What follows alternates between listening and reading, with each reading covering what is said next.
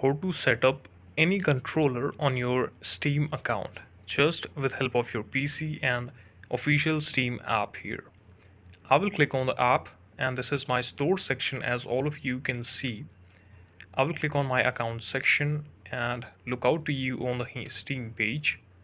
Here you have to click on the Steam app setting, and then on the left of this setting you have to click on controller option on the last fifth, and here you can see there is guide button and other settings.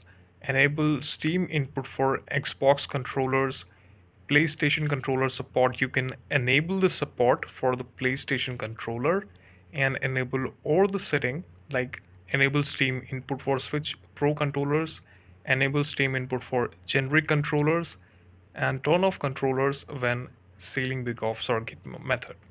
So now you have simply switched on all the things, and yes, you're able to do this thing from your laptop itself.